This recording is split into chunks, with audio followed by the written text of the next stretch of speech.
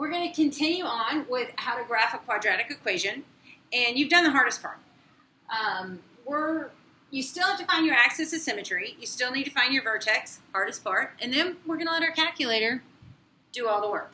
So, axis of symmetry and vertex, that doesn't change. So let's take a look. Let's jump to number 2. Let's jump to number 2.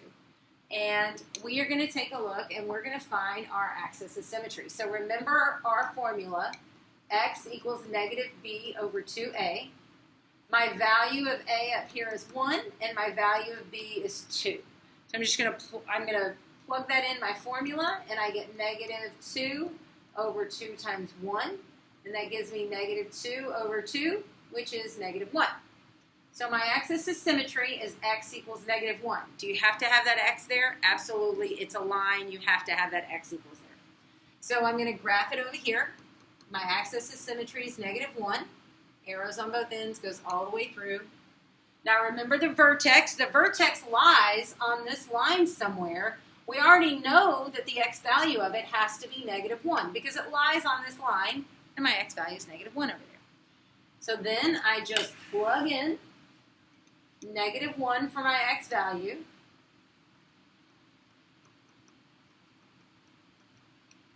And I evaluate it. Negative 1 squared is 1. Positive 2 times negative 1 is negative 2, and I have that negative 1. So my answer, simplified, is negative 2.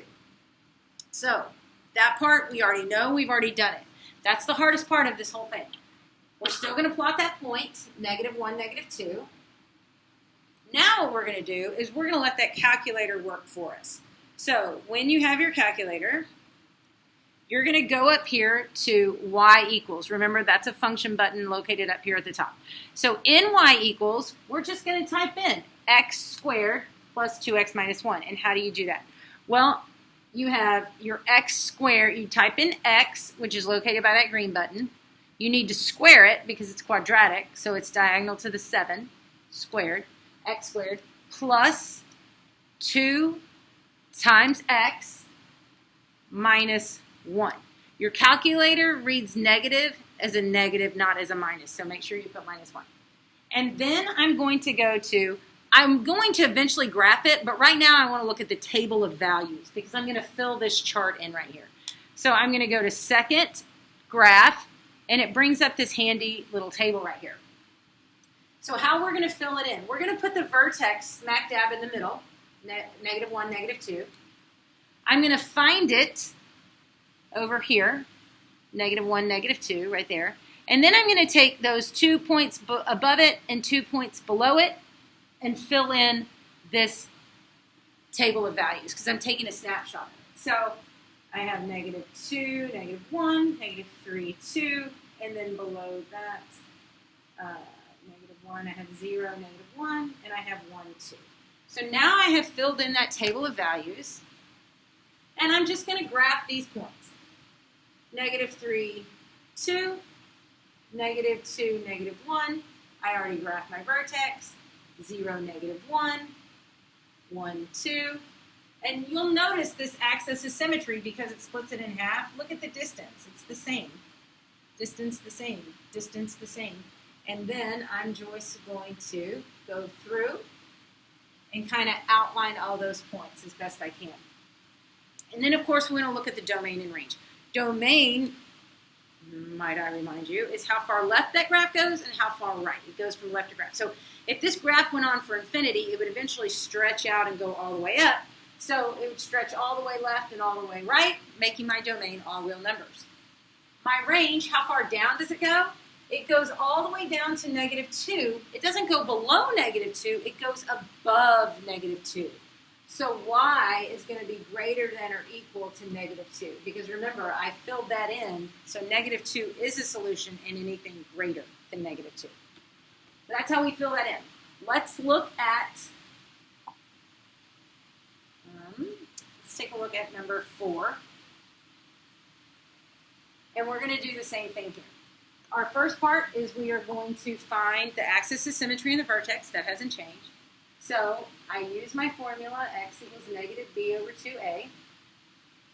I find my values. A is negative 2, B is positive 4, because remember the A is the coefficient here, B is the coefficient here.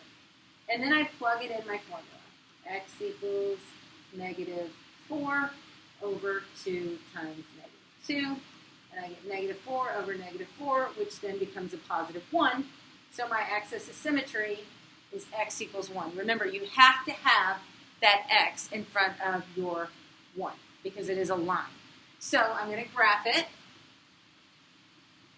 X is 1. And then the same thing. How do you find your vertex? You plug in 1 for x.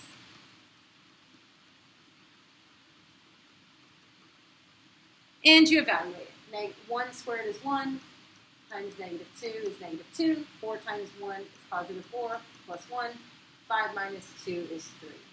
So we already know that my x value is here along the x value, and now I know that my vertex is 1, positive 3. So I'm going to plot that point, and then I'm just going to let the calculator do the work for me. So I'm going to go back to y equals. I got to clear it out, so I press clear, and then I type it in. Negative 2x squared. Negative, and remember to use that negative, so negative 2x squared plus 4x plus 1. So it should look like that in your calculator. And then I don't care about the graph because that's what I'm doing. I'm graphing it. I want to look at the table. So I'm going to go to second table. And then again, my vertex is going to be smack dab in the middle. I'm going to find it, and then I'm going to go 2 points up. And I'm going to go 2 points below it.